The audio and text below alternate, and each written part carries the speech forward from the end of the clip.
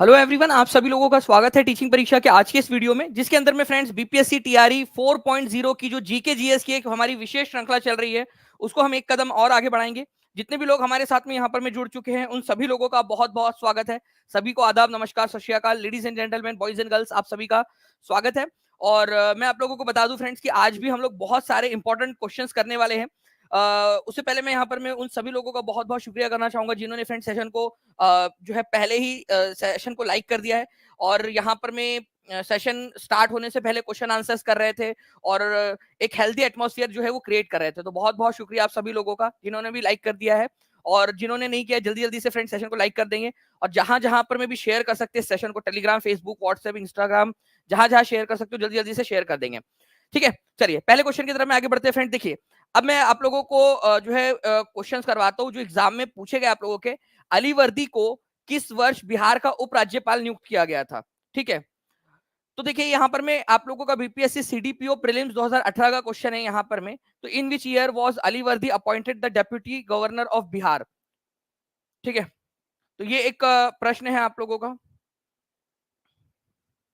जी। तो देखिए फ्रेंड्स, जो है बेसिकली अली वर्दी खान जो है ना, उनकी बात यहाँ पर में हो रही है। तो ये नवाब थे बंगाल के 1740 से लेकर 1746 तक। ठीक है, ये याद रखेंगे आप सभी लोग। और इनका जो आंसर आप लोगों का हो जाएगा कि कब इसको बिहार का उपराज्यपाल नियुक्त किया गया था। पहले ये नवाब बने बंगाल के, लेकिन उससे पहले जो है ये बिहार के उपराज्यपाल थे। ठीक है, 1733 के अंदर में बने और 1740 के अंदर में जो है ये बने थे आपके, ठीक है, राज्यपाल, गवर्नर बने थे बंगाल के, गवर्नर ऑफ, मतलब बेसिकली मुगल मुगल तरीके से नवाब बने थे। ठीक है, नवाब बने थे, नवाब ऑफ बंगाल, नवाब ऑफ बंगाल। ठीक है, बंगाल, ठीक है, बंगाल का नवाब बना था। ठीक है, चलिए नेक्स्ट क्वेश्चन की तरफ में हम लोग आगे बढ़ते हैं फ्रेंड्स। 1911 में जब किंग जॉर्ज पंचम को इंग्लैंड में ताज पहनाया गया था, उस अवसर का जश्न मनाने के लिए भारत में एक दरबार कहाँ आयोजित किया गया था? तो देखिए 1911 में किंग जॉर्ज पंचम को इंग्लैंड में ताज पहनाया गया था। ठीक है, तो उसी अवसर पर भारत के अंदर में कहाँ पर में उसका जश्न मनाने के लिए कहाँ पर में जो है दरबार आयोजित किया गया था? आप लोगों को पता है फ्रेंड्स कि दरबार जो है वो आयोजित किए गए थे दिल्ली के अंदर में, है ना? तो दिल्ली दरबार बोला जाता था आप लोगों का। तो दिल्ली दरबार जो है ये भराया गया था, ये भी याद रखना है आप सभी लोगों ने। ओके, तो दिल्ली दरबार भराया गया था 1911 के अंदर में, किंग जॉर्ज पंचम के 1911 में राजा बनने की खुशी में। और वो खुद भी आए थे इस दरबार के अंदर में। ठीक है, तो आंसर इसका ऑप्शन नंबर सी हो जाएगा। 1911 में दिल्ली दरबार जो है वो भराया गया था किंग जॉर्ज 5 जो थे उनके सम्मान में। और ये खुद भी आए थे दिसंबर 1911 के अंदर में भारत में। इन्हीं ने ही घोषणा की थी कि जो बंगाल का बंटवारा है वो रद्द किया जाता है। और इन्होंने ही घोषणा की थी कि जो राजधानी है, पहले कलकत्ता थी, अब उसको दिल्ली स्थानांतरित किया जाएगा। ठीक है, तो ये दो घोषणा इन्होंने ही की थी। इस समय में जो है वायसराय कौन थे, ये क्वेश्चन आप लोगों से पूछा जा सकता है। तो लॉर्ड हर्डिंग थे, लॉर्ड हर्डिंग। अब जितने भी बच्चे जिन्होंने पेड क्लास के अंदर में देखा है, मैंने उन लोगों को बताया भी है कि अगर लॉर्ड हर्डिंग 1 और लॉर्ड हर्डिंग 2 आ जाए आप लोगों से, ठीक है, वैसे तो ये लॉर्ड हर्डिंग थे, लेकिन लॉर्ड हर्डिंग 1 और लॉर्ड हर्डिंग 2 आ जाए, हर्डिंग हर्डिंग 1 और एक आध ऑप्शन के अंदर में आप लोगों को लॉर्ड हर्डिंग 2 भी दे दे, ठीक है, लॉर्ड हर्डिंग 2 दे दे, तो आप लोगों ने जो है ये 2 लगाना है, क्योंकि एक और लॉर्ड हर्डिंग हो चुके थे उससे पहले हमारे भारत के अंदर में, इसी वजह से। ठीक है, तो लॉर्ड हर्डिंग द सेकंड आप लोगों को लगाना है। ठीक है, अगर इस तरीके से दे, अगर केवल लॉर्ड हर्डिंग बोले तो कोई फर्क नहीं पड़ता, मतलब एक ही के बारे में बात हो रही है। ठीक है, लेकिन यहाँ पर मैं अगर 1 और 2 इस तरीके से दे दे तो 2 लगाना है आप लोगों ने। ठीक है, ये थोड़ा सा ध्यान रखना आप लोग, इंपॉर्टेंट एग्जाम के अंदर में आप लोगों से पूछा जा सकता है। नाउ फ्रेंड्स, इलाहाबाद संधि के बाद रॉबर्ट क्लाइव ने मुर्शिदाबाद का डिप्टी दीवान किसे नियुक्त किया था? ठीक है, मुर्शिदाबाद का 45वीं बीपीएससी का प्रश्न है फ्रेंड्स ये आप लोगों का।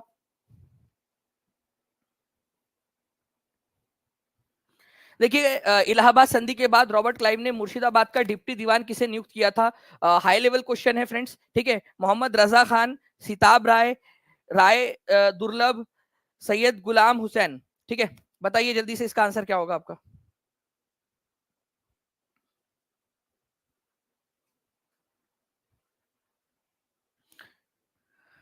जी, तो आंसर जो है फ्रेंड्स आप लोगों का हो जाएगा मोहम्मद रजा खान।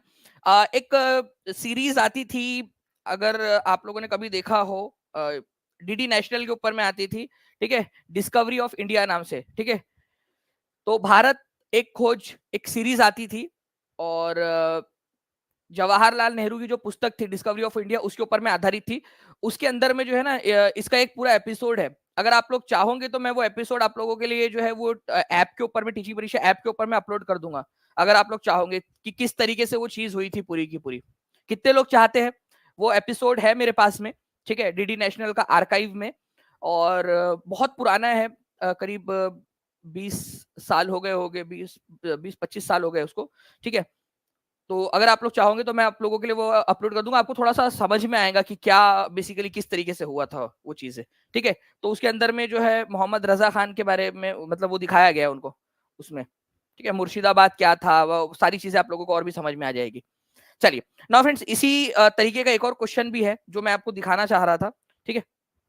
आप लोग देखिए, एक आप लोगों के लिए जो अभी हमने बनाई है, ठीक है, और कंटिन्यूअसली हम उसमें और ज्यादा इंप्रूवमेंट्स करते जा रहे हैं आप लोगों के लिए।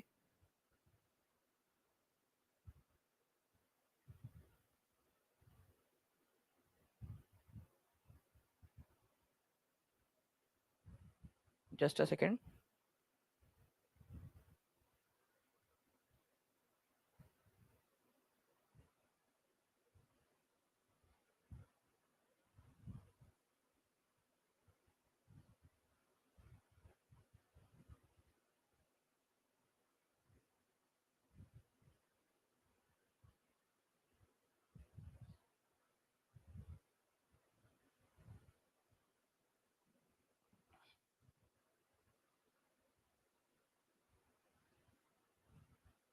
जी, तो देखिए फ्रेंड्स, यहाँ पर मैं आप लोग देख पा रहे हो, ये इस तरीके से जो आप लोगों के लिए बनाया जा रहा है ना continuously, Bihar all important one liner pointers जो है आप लोगों का। इसमें देखिए आप लोग प्लासी के युद्ध के पश्चात, ठीक है, बिहार प्रांत का उप दीवान किसे नियुक्त किया गया था, ये आप लोग देख पा रहे हो, deputy Diwan of Bihar after battle of Plassey, ठीक है, राजा सिताब राय। ये आपका बीपीएससी डीएससीओ 2021 का क्वेश्चन है।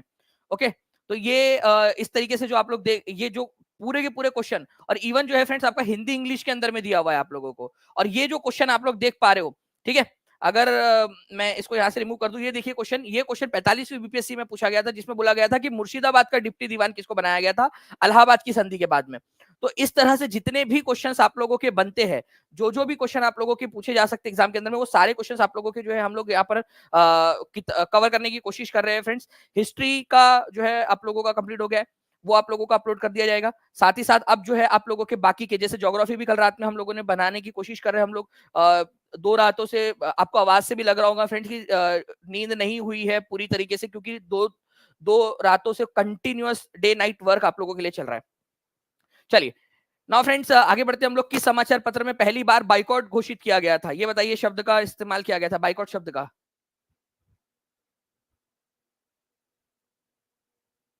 बताइए जल्दी से।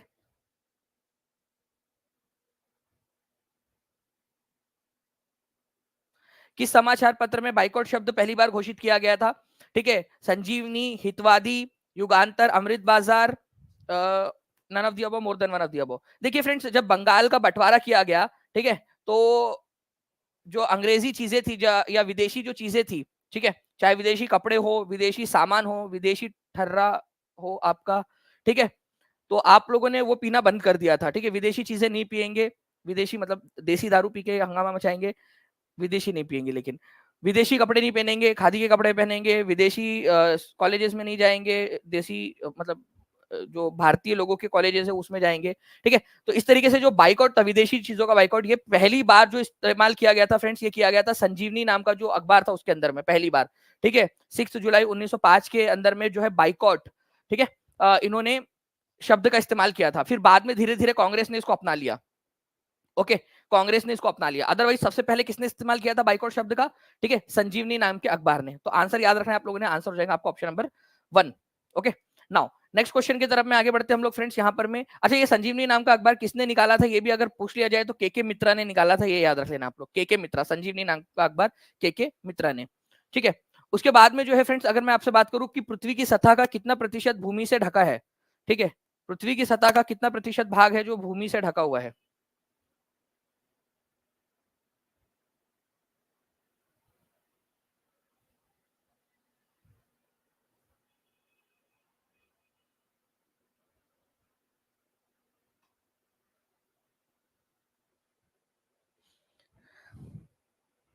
ठीक है। तो देखिए फ्रेंड्स, यहाँ पर मैं आप लोगों को अप्रोक्सीमेट आंसर्स यहाँ पर मैं लगाना है। ठीक है, तो मैं अगर आप लोगों से यहाँ पर मैं एनसीईआरटी को दिखाऊं, यहाँ पर मैं क्लास 8 की ज्योग्राफी की पुस्तक है, चैप्टर नंबर 2 है, land soil water natural vegetation and wild life resources नाम से। इसमें अगर आप लैंड नाम का जो चैप्टर है उसमें देखोगे तो land is among the most important natural resources. पृथ्वी भी या भूमि जो है वो भी एक तरह का प्राकृतिक संसाधन है। भूपृष्ठ का लगभग जो है फ्रेंड्स आपका कुल क्षेत्रफल का 30% लगभग लगभग 30% भाग जो है, लगभग 30% भाग भूमि का जो है वो मतलब पृथ्वी का भूमि से ढका हुआ है। ठीक है, हम 71-29 बोलते हैं, लगभग अगर हम 29 को माने तो 30 के करीब आ जाता है ये। तो ये आपका एनसीईआरटी के अंदर में ही दिया हुआ है, तो आप लोग यहाँ पर मैं आंसर लगाऊंगे ऑप्शन नंबर ए, लगभग 30% भाग जो है वो भूमि से ढका हुआ है। ओके, चलिए, मतलब पृथ्वी के ऊपर में जो जमीन है जिसके ऊपर में आप खड़े रह सकते हो, बाकी क्या है फिर, बाकी समुद्र है। ठीक है, इसके अलावा फ्रेंड्स आप लोगों का स्टूडेंट्स की हाई डिमांड और हाई रिक्वेस्ट के ऊपर में फ्रेंड्स, क्योंकि कई कई सारे बच्चे अभी भी कंटिन्यूअसली कॉल कर रहे हैं कि सर कल का लेक्चर अभी हमने देखा, अभी हमको मिला, तो क्या अभी भी आज मिल सकता है? तो फ्रेंड्स आपके लिए इसको एक्सटेंड किया जा रहा है आज के लिए केवल। ठीक है, क्योंकि कई सारे बच्चों ने कल नहीं देख पाए थे, ईद थी और वो बिजी थे, तो उन लोग नहीं कर पाए, तो आज उन लोगों के कॉल्स आ रहे हैं, तो उन लोगों के लिए जो है फ्रेंड्स आज हम स्पेशली एक्सटेंड कर रहे हैं इस ऑफर को। ठीक है, तो जो लोग करना चाहते हैं उनके लिए आज लास्ट डे है 51% ऑफ का। बक्सर की लड़ाई में अंग्रेजी सेना का नेतृत्व किसने किया था? ठीक है, ये बताना है आप लोगों ने, बक्सर की लड़ाई में अंग्रेजी सेना का नेतृत्व किसने किया था? पहली बात तो बक्सर की लड़ाई हुई कब थी? पहले हुई थी प्लासी की लड़ाई। प्लासी की लड़ाई, प्लासी की लड़ाई में रॉबर्ट क्लाइव ने नेतृत्व किया था, रॉबर्ट क्लाइव। ठीक है, रॉबर्ट क्लाइव ने। ये प्लासी की लड़ाई हुई थी आपकी 1757 के अंदर में। उसके बाद में अगर बक्सर की लड़ाई की हम लोग बात करेंगे तो बक्सर की जो लड़ाई थी आपकी हुई थी 1764 के अंदर में। इसके अंदर में जो है फ्रेंड्स हेक्टर मुनरो जो था, हेक्टर मुनरो, ओके, इसने जो है इसके अंदर में नेतृत्व किया था, हेक्टर मुनरो ने। ठीक है, तो ये आप लोगों ने याद रखना, ये बीपीएससी एएओ की एग्जाम के अंदर में आया हुआ है आप लोगों का, और कभी भी एग्जाम के अंदर में आप लोगों से पूछा जा सकता है। ओके, तो प्लीज इसको याद रखिएगा आप सभी लोग। और मैं आप लोगों को बता दूं फ्रेंड, डीएसईओ की एग्जाम में भी आ चुका है और एएओ की एग्जाम के अंदर में भी आ चुका है। और डायरेक्टली हाथ कंगन को आरसी क्या, पढ़े लिखे को फारसी क्या। ठीक है, और आप लोगों के लिए, ठीक है, प्रूफ क्या। देखिए आप लोग, पूरा इसको बड़ा ही करते हैं हम लोग। देखिए यहाँ पर में आप लोग देख पा रहे होंगे फ्रेंड्स, देखिए पॉइंट नंबर 2 अगर आप लोग देखोगे कि who led the British forces in battle of Buxar. ठीक है, बक्सर की लड़ाई के अंदर में किसने नेतृत्व किया था? तो मुनरो ने। ठीक है, डायरेक्टली क्वेश्चन आया आप लोगों का, और आप लोग जो है इस तरीके से पॉइंटर्स के थ्रू क्या कर सकते हो, पॉइंटर्स के थ्रू इन सारी चीजों को याद रख सकते हो। ओके, पॉइंटर्स के थ्रू। और ये रिवीजन के लिए बहुत अच्छी अच्छी टेक्निक है आप लोगों की, रिवीजन के लिए हम लोग कोशिश कर रहे हैं कि एक कदम और आगे जाया जाए आप लोगों के लिए। आप लोग मुझे बताना कि आइडिया कैसा है। ठीक है, आप लोग मुझे बताना, हम आपको ये सारे पॉइंटर्स देंगे, आप इन पॉइंटर्स को अच्छे से रिवाइज करना। फिर क्या करेंगे, इन पॉइंटर्स के ऊपर में एक टेस्ट देंगे, और उन टेस्ट के अंदर में पूरे इस तरीके से ऑप्शंस भी रहेंगे। कितने लोगों को लगता है कि ये कारगर टेक्निक है? और उसके अंदर में आपके अनलिमिटेड अटेम्प्ट रख देंगे, और कंटिन्यूअस आप देते जाओ देते जाओ देते जाओ टेस्ट उसके अंदर में। अगर आप लोगों को अच्छा लगे तो बताना। मुझे पता है कि 3-4 रातें और जागनी पड़ेगी, लेकिन आपके लिए कर लेंगे। ठीक है, अगर आप लोगों को चाहिए तो इस तरीके से भी किया जा सकता है कि आप इसको पूरा अच्छे से पढ़ो, बार बार पढ़ो, और फिर टेस्ट देते जाओ उसके अंदर में, इस सीरीज के अंदर में आप लोगों की जो वो सीरीज थी। तो हेक्टर मुनरो जो थे फ्रेंड्स, उन्होंने बक्सर के युद्ध के अंदर में अंग्रेजों का नेतृत्व किया था, ये याद रखना है। मैडम कामा द्वारा स्टुटगार्ट में फहराया गया तिरंगा ब्रिटिश भारत में किसके द्वारा तस्करी करके लाया गया था? एक्चुअली देखिए, एक क्वेश्चन हमने देखा था, मैडम कामा जो थी उन्होंने क्या किया था, पहली बार विदेश के अंदर में झंडा फहराया था स्टुटगार्ट जर्मनी के अंदर में। ठीक है, वो झंडे को किसने तस्करी करके, मतलब चुरा के जो है वो भारत में लेकर आ गए थे कि भाई ये तो हमारा जो है निशानी है। तो देखिए आपको पता होना चाहिए फ्रेंड्स कि 1907 में 22 अगस्त 1907 के अंदर में विदेशी जमीन के ऊपर में पहली बार मैडम भिकाजी कामा जो थी उन्होंने झंडा फहराया था स्टुटगार्ट जर्मनी के अंदर में। ओके, तो स्टुटगार्ट जर्मनी के अंदर में उन्होंने झंडा फहराया था मैडम भिकाजी कामा। वो झंडा जो है फ्रेंड्स किसने वापस लेकर आ गया था, स्मगलिंग करके या तस्करी करके या चुरा के वहां से छुड़वा के ला लिया था। तो इंदुलाल याग्निक थे वो जिन्होंने इसको वापस ला लिया था झंडा। वो झंडा झंडा कौन सा है? तो ये देखिए, ये वो झंडा है। ठीक है, ये झंडा जिसमें वंदे मातरम लिखा हुआ था, और उन्होंने भारत लेकर आ गए थे इंदुलाल याग्निक ने। ठीक है, ये याद रखना है आप लोगों ने। और ये अभी भी रखा हुआ है, मराठा एंड केसरी लाइब्रेरी जो है पुणे के अंदर में, ठीक है, वहां पर में अभी भी रखा हुआ है ये। Okay, Maratha and Kesari library है पुणे के अंदर में, वो अभी भी ये झंडा रखा हुआ है, इंदुलाल याग्निक ने चुरा के ला लिया था। अगर आपको देखना है तो आप लोग जा सकते हो उसको, ठीक है। Maratha and Kesari library in Pune. तो मैडम भिकाजी कामा, इंदुलाल याग्निक जो थे उन्होंने लिख रहा था इसको, ये याद रखेंगे आप सभी लोग। मैडम भिकाजी कामा को क्या कहा जाता है, ठीक है, मदर ऑफ इंडियन रिवॉल्यूशन, ठीक है, भारतीय क्रांति की जननी कहा जाता है इनको, ठीक है, मदर ऑफ इंडियन रिवॉल्यूशन, ठीक है, भारतीय क्रांति की जननी कहा जाता है उनको, ये याद रखना है आप लोगों ने, भारतीय क्रांति की जननी। नेक्स्ट क्वेश्चन की तरफ में आगे बढ़ते हैं फ्रेंड्स। निम्नलिखित में से कौन सी प्राथमिक गतिविधि है, इनमें से कौन सी वाली प्राथमिक गतिविधि है ये भी बता दीजिए। एनसीईआरटी बेस्ड क्वेश्चन है आप लोगों का, डायरेक्टली क्वेश्चन की तरफ में देखेंगे हम लोग।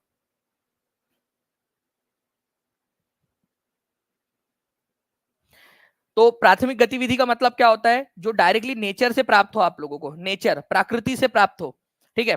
तो मैन्युफैक्चरिंग आपको ऐसा होता है क्या कि आपने जो है जमीन में बीज बोए थे छोटे छोटे बिल्डिंग के, और बड़ी बिल्डिंग मिली, अरे वाह, ठीक है, वल्ला हबीबी वल्ला वल्ला, बुर्ज खलीफा निकली है, अच्छा पानी डाला तुमने, ठीक है। तो बुर्ज खलीफा मतलब डायरेक्टली तुमको नेचर से थोड़ी ना मिलेंगी, या तुम जो है वो डाले हुए थे वहां पर में, ठीक है, और व्हाइट हाउस जो है वो तुम्हारी मछली की तुम्हारी मछली के जाल में फंस गया, अरे भाई ये डायरेक्ट नेचर से थोड़ी मिलता है, ये बनाना पड़ता है। बैंकिंग, बैंकिंग क्या मतलब पैसा या बैंकिंग की ये सर्विसेज तुमको डायरेक्ट नेचर से थोड़ी मिलती है, तुम लोग करते हो उसको, सर्विस सेक्टर के अंदर में आता है। एग्रीकल्चर जो है फ्रेंड्स ये नेचुरल है, ठीक है, नेचर से मिलता है, ये याद रखना है आप सभी लोगों ने। ओके, तो आंसर हो जाएगा आप लोगों का ऑप्शन नंबर सी, कृषि। ये जो है आप लोगों का बेसिकली प्राथमिक गतिविधियों की कैटेगरी के अंदर में आता है, ये आप लोग याद रखोगे, प्राइमरी सेक्टर के अंदर में, क्योंकि डायरेक्टली नेचर से मिलता है। ओके, बाकी मैन्युफैक्चरिंग, मैन्युफैक्चरिंग का मतलब होता है आप लोगों का जो प्राइमरी जो चीजें है उससे जब आप कोई और चीज बनाते हो, ठीक है, तो वो सेकेंडरी सेक्टर हो जाता है आपका, सेकेंडरी सेक्टर। तो मैन्युफैक्चरिंग सेकेंडरी सेक्टर में आता है, और बैंकिंग जो है वो सर्विस है, ठीक है, तो ये टर्शरी सेक्टर में आता है। कोर्स के अंदर वन लाइनर कहाँ मिलेगा, देखिए आपको ना वो जो है आपको जाना पड़ेगा यहाँ पर में, जो आपके कोर्सेस है वहां पर में है माय कोर्सेस करके एक फोल्डर आपको दिखेगा, उसके अंदर में जितने भी लोग हैं उन लोगों को वहां पर में दिखेगा माय कोर्सेस के अंदर में। अगर नहीं दिख रहा होगा तो थोड़ा सा वेट करना, क्योंकि धीरे धीरे धीरे वो रोल आउट हो रहा है, इतने सारे बच्चे हैं, ठीक है, तो धीरे धीरे धीरे धीरे सबके तरफ में, आज शाम तक वेट करना, सबके तरफ में दिखने लग जाएगा आज शाम तक तो। ओके, तो एग्रीकल्चर जो है फ्रेंड्स ये प्राइमरी एक्टिविटी है। अच्छा, भारत की पॉपुलेशन का कितने प्रतिशत अभी भी जो है वो इसके ऊपर में डिपेंडेंट है, ठीक है, बता सकते हो आप लोग, भारत की पॉपुलेशन का कितने प्रतिशत जो है अभी भी है। चलिए, what is the primary focus of chapter 3 in the class 8 agriculture syllabus. मतलब देखिए इसको बोला मैंने क्वेश्चन बना, तो भाई जो है वो तो प्राइमरी चैप्टर मतलब वो पूछ रहा है कि चैप्टर नंबर 3 क्लास 8 का किस पे डिपेंडेंट है। अरे छुटकू भाई, इतना भी खतरनाक क्वेश्चन नहीं बनाना था, वो किसको याद, उनको याद थोड़ी ना रहेगा वो, ठीक है, एग्रीकल्चर पर बेस्ड है, ठीक है, मान लिया, ठीक है, एक और क्वेश्चन बनाओ।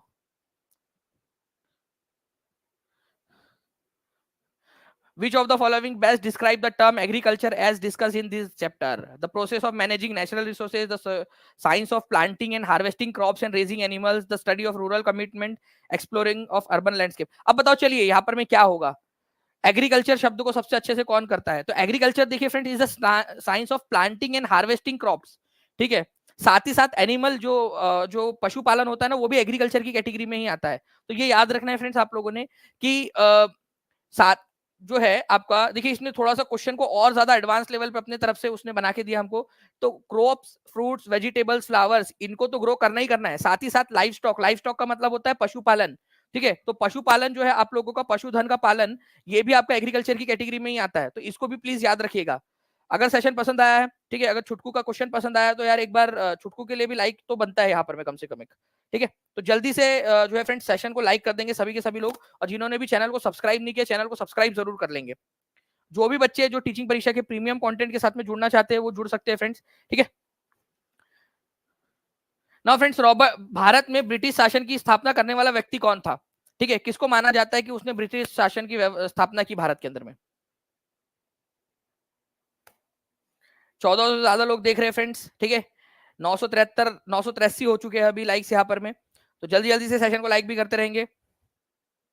देखिए जब तक मैं बोलता नहीं हूं तब तक आप लोग करते भी नहीं हो, ये बड़ी खराब बात है। हम्म, बहुत बहुत ज्यादा खराब बात है। देखो 991 हो गया अभी, जब मैंने बोला उस समय आप लोगों ने किया, अदरवाइज करते नहीं है। तो ये ना फिर अच्छा नहीं लगता मुझे यार कि आप लोग अपने आप से नहीं करते हो, हर बच्चे ने अपने आप से कर देना चाहिए। तो भारत में ब्रिटिश शासन की व्यवस्था करने वाला जो है वो रॉबर्ट क्लाइव था फ्रेंड्स, ये याद रखना है आप लोगों ने, रॉबर्ट क्लाइव। और आपको पता है कि जो प्लासी की लड़ाई हुई थी, ठीक है, उसके अंदर में इसने कमान संभाली थी। आपको पता है प्लासी की लड़ाई कौन से साल हुई थी, जल्दी से बता दीजिए आप लोग, जल्दी बताइए, प्लासी की लड़ाई कौन से साल हुई थी?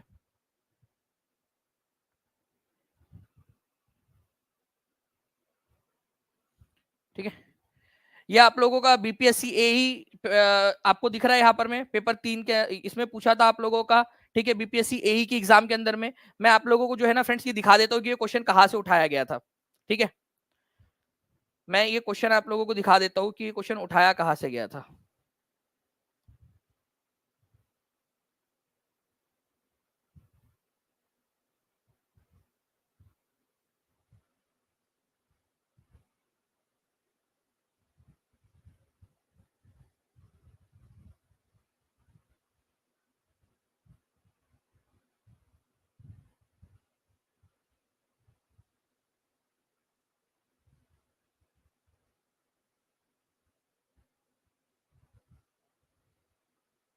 ये देखिए, आप लोगों का ये क्वेश्चन आया है बीपीएससी एई की एग्जाम में। ठीक है, भारत में ब्रिटिश शासन की स्थापना करने वाला व्यक्ति कौन था? Robert Clive. और आप लोग यहाँ पर में देख सकते हो फ्रेंड्स कि भारत में ब्रिटिश साम्राज्य की स्थापना किसने की थी। ये क्वेश्चन आप लोगों का 66वीं बीपीएससी री एग्जाम 2020 के अंदर में ऑलरेडी आ चुका है। ठीक है, तो आप लोग खुद देख लीजिए कि ये क्वेश्चन ऑलरेडी आ चुका है आप लोगों का। तो इस तरीके से जब आप लोग जो है फ्रेंड्स रिवीजन करके जाओगे इन बुक्स में से, ठीक है, और इन पीडीएफ में से, तो आप लोगों के लिए ज्यादा बेहतर रहेगा, आप लोग ज्यादा अच्छे से और ज्यादा अच्छे से जो है अपनी पढ़ाई कर पाओगे। तो जो भी बच्चा स्टार्ट करना चाहता है वो स्टार्ट कर सकता है फ्रेंड्स। ठीक है, चलिए बाकी आगे बढ़ते हम लोग यहाँ पर में हमारे जो है क्वेश्चंस की तरफ में। तो इसका आंसर हो जाएगा option number A, Robert Clive, ये याद रखना है आप सभी लोगों ने। नेक्स्ट जो है फ्रेंड्स, अगर हम लोग बात करें हमारी स्मॉल इज ब्यूटीफुल, किसने पुस्तक लिखी थी? पुस्तक लिखने वाले अर्थशास्त्री का नाम क्या है? Small is beautiful.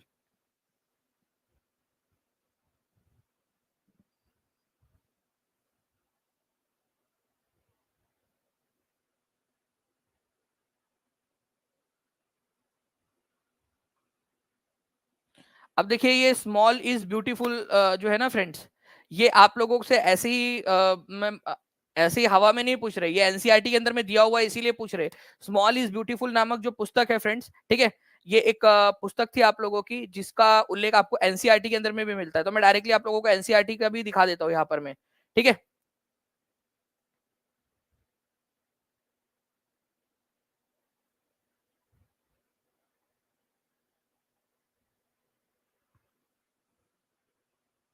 जी। तो ई एफ शुमाकर जो थे उन्होंने ये पुस्तक लिखी थी, ई एफ शुमाकर, मैं आप लोगों को दिखाता हूँ। ठीक है, E F Schumacher small is beautiful नाम की पुस्तक लिखी थी, ये गांधीवादी नेता थे। देखिए यहाँ पर मैं आप लोग देख सकते हो एनसीईआरटी के अंदर में दिया हुआ है।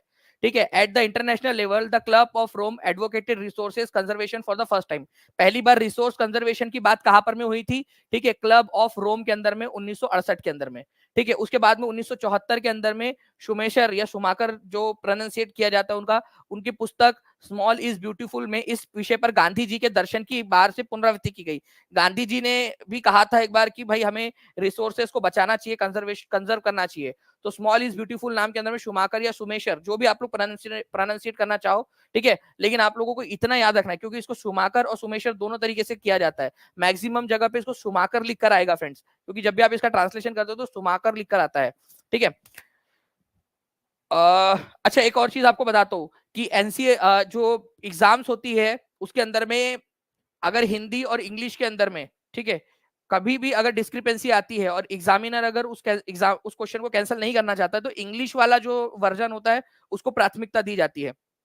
कई बार ऐसा होता है कि हिंदी इंग्लिश में आया तो वो लोग कैंसिल कर देते हैं उस क्वेश्चन को, लेकिन अगर उनका मन ना हो कैंसिल करने का उस क्वेश्चन को तो इंग्लिश वाले को प्राथमिकता दी जाती है, ये भी याद रख लेना आप लोग। उसके बाद में जो है फ्रेंड्स एक और चीज है, आप लोगों को मैं बहुत ही इंपॉर्टेंट वाली चीज बताता हूँ कि सबसे पहले ये क्वेश्चन बहुत बार आ चुका है, सस्टेनेबल डेवलपमेंट ये कंसेप्ट जो है वो कहां पर में आया था? तो ब्रूनलैंड कमीशन रिपोर्ट के अंदर में आया था। ये क्वेश्चन को ना एक काम करो कि सस्टेनेबल डेवलपमेंट का कंसेप्ट जो है वो सबसे पहले कहां पर में आया था, ठीक है। तो ये ब्रूनलैंड कमीशन रिपोर्ट के अंदर में आया था 1987 के अंदर में। एक काम करो, इसको पेपर पे लिखो, ठीक है, उसकी 10-12 जेरोक्स निकालो, रोज पानी में डुबा के रखना, सुबह वो पानी पी जाना, इतना ज्यादा इंपॉर्टेंट है आप लोगों का, ठीक है, कि ब्रूनलैंड जो कमीशन रिपोर्ट है उसके अंदर में सस्टेनेबल डेवलपमेंट, ठीक है।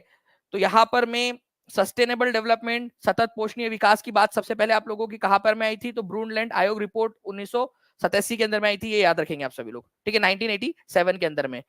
और वो जो बुक उन्होंने पब्लिश की थी ब्रूनलैंड कमीशन रिपोर्ट को अवर कॉमन फ्यूचर भी कहा जाता है, ठीक है। तो जो ब्रूनलैंड कमीशन रिपोर्ट है उसका नाम क्या था, ठीक है, जो रिपोर्ट थी उसका नाम क्या रखा गया था, अवर कॉमन फ्यूचर, हमारा साझा भविष्य। ओके, तो इसके ऊपर में इतने सारे क्वेश्चन बन सकते हैं कि आप जो है यहाँ पर में, अच्छा एक और चीज थी, मैं एक चीज आपको बताता हूँ। आपको पता है हमारी नॉलेज कैप्सूल चल रही है, अब मेरे को एक और टॉपिक मिल गया नॉलेज कैप्सूल के लिए आप लोगों के लिए। वैसे मैं आप लोगों को जो है फ्रेंड्स मॉन्ट्रियल प्रोटोकॉल, ठीक है, वियना कन्वेंशन, मॉन्ट्रियल प्रोटोकॉल और क्योटो प्रोटोकॉल आज करवाने वाला हूँ, ठीक है, नॉलेज कैप्सूल में। आपको पता है ना, छोटे छोटे आप लोगों को मैं टॉपिक्स दे रहा हूँ, ठीक है। तो मॉन्ट्रियल, यहाँ पर मैं Montreal Vienna, Montreal Cartagena protocol, ठीक है, और क्योटो प्रोटोकॉल आज आपको पढ़ाने वाला था। छोटे छोटे जो आप लोग भूल जाते हो, और मैं आप गारंटी दे रहा हूँ कि आज आपको याद करवा के रहूंगा मैं, जैसे मैंने आप लोगों को आई टुक, इन टुक और आई टफ करवा दिया याद, वैसे ही आज मैं ये करवाऊंगा आप लोगों को, ठीक है। उसी के साथ में मुझे लगता है कि एक बार मेरे को ये भी करवा देना चाहिए आप लोगों को ब्रूनलैंड कमीशन रिपोर्ट, क्योंकि इसके ऊपर में क्वेश्चन आता है, और मैं आपको गारंटी दे रहा हूँ फ्रेंड्स कि जब आएगा ना तो सिर्फ आप लोग इसका आंसर कर पाओगे, क्योंकि मैक्सिमम लोग इसको इसको उनको पता ही नहीं होता है ब्रूनलैंड कमीशन रिपोर्ट क्या है, और इसमें सस्टेनेबल डेवलपमेंट की बात हुई थी, क्या क्या क्वेश्चन बन सकता है इसमें, हर एक क्वेश्चन जो बन सकता है ब्रूनलैंड कमीशन रिपोर्ट के ऊपर में वो आप लोगों को करवा दूंगा मैं, ठीक है। तो आज रखेंगे हम लोग नॉलेज कैप्सूल रात में 9 बजे, ठीक है, चलिए गुड, वो भी रखते हैं हम लोग। और वो मोहम्मद रजा वाला जो क्वेश्चन था ना, वो भी मैं आप लोगों को आपका वो जो था आपका एपिसोड, वो आज ही डाल दूंगा मैं अभी, बस आधे घंटे के अंदर में। लाल मिट्टी का पीला रंग किसके कारण होता है, हाइड्रेशन के कारण, कार्बोनेशन के कारण, ऑक्सीडेशन के कारण, रिडक्शन के कारण, ठीक है। तो लाल मिट्टी का पीला रंग किस वजह से होता है, लाल मिट्टी जो है उसमें हल्का सा पीला रंग भी दिखाई देता है, और ये क्वेश्चन भी एनसीईआरटी बेस्ड है आप लोगों का। तो रेड सॉइल जो है फ्रेंड्स आप लोगों का एक इग्नियस रॉक से बनती है, ठीक है, जहां पर में कम पानी गिरता है ना, ठीक है। ईस्टर्न और साउथ ईस्टर्न जो पार्ट है दक्कन का पठार का, मतलब कि ये इधर वाला जो हिस्सा है उधर में, ठीक है, ईस्टर्न और साउथ ईस्टर्न जो पार्ट है वहां पर में ये लाल मिट्टी आप लोगों को देखने के लिए मिलती है। लाल मिट्टी जो है वो रेडिश कलर की होती है आयरन की वजह से, लेकिन कभी कभी ये येलो भी दिखती है, ठीक है, जब इसमें पानी मिल जाता है, ठीक है। तो लाल कलर की मिट्टी जो है वो पीले कलर की हो जाती है, ठीक है, लाल कलर की मिट्टी थोड़ी सी पीले कलर की दिखती है, हाइड्रेशन जल योजन की वजह से, अगर थोड़ा पानी उस पर पड़ जाए तो लाल कलर के बदले में हल्का हल्का सा पीले कलर की भी दिखने लगती है। देखिए यहाँ पर में ये जो लाल मिट्टी आपकी दक्कन के पठार के ईस्टर्न या साउथ ईस्टर्न पार्ट में मिलती है आपको, दक्षिण पूर्वी या दक्षिण पूर्वी पार्ट के अंदर में, ठीक है। सॉइल जो है वैसे तो लाल कलर की होती है क्योंकि उसमें आयरन की मात्रा ज्यादा होती है, लेकिन कई बार होता है कि वो येलो कलर की भी दिखने लगती है क्योंकि हाइड्रेटेड हो जाती है वो, मतलब उसके अंदर में जो है आपका जल योजन हो जाता है। जल योजन का मतलब होता है थोड़ा पानी पड़ जाता है, तो जैसे ही पानी पड़ेगा वो मिट्टी आप लोगों की जो है क्या हो जाती है, लाल कलर की जगह पे पीले कलर की दिखने लगती है। तो इसको याद रखना है आप लोगों ने। चलिए नाउ फ्रेंड्स, एक और घोषणा मैं आप लोगों के लिए यहाँ पर मैं कर दूं कि आप लोगों का, ठीक है, एक पूरी की पूरी जो है वो टेस्ट में लेने वाला हूं आप लोगों के लिए, ठीक है। परसों के दिन 19 तारीख को आप लोगों की एक लाइव ओनली मेगा टेस्ट है, जिसका टेस्ट आप लोगों का पहले आप लोगों की क्लास होंगी और उसके तुरंत बाद जो है आप लोगों की ऐप के ऊपर में टेस्ट होंगी, ठीक है।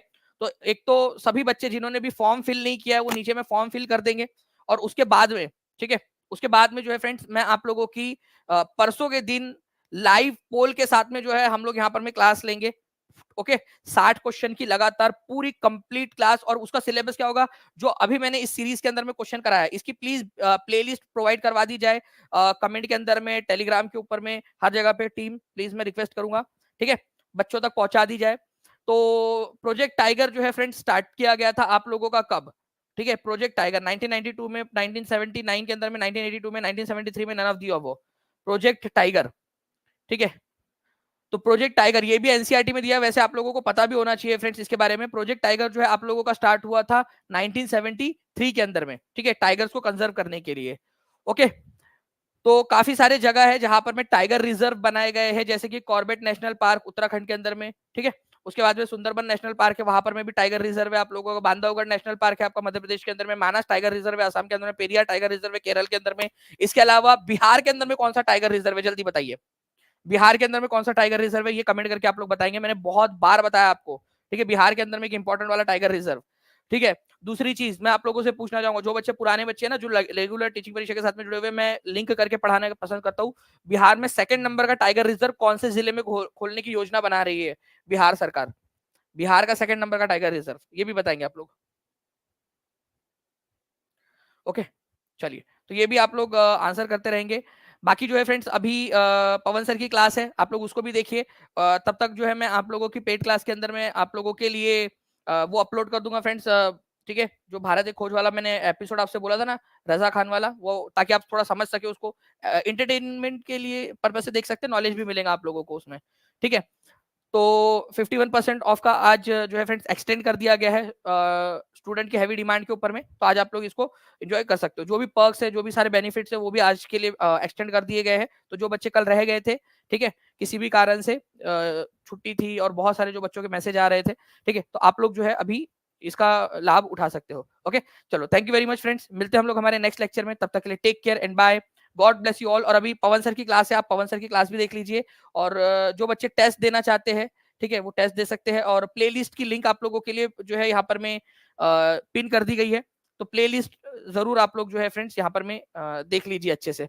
ओके, चलो, थैंक यू वेरी मच। परसों के दिन टेस्ट होंगी। मेरे को कमेंट में बता देना कि आप लोग सभी लोग तैयार है या नहीं परसों के दिन टेस्ट के लिए, ठीक है। चलो, thank you friends, bye, God bless you all, thank you. Playlist की लिंक जो है वो डाल दी गई है आप लोगों के लिए फ्रेंड्स। ओके।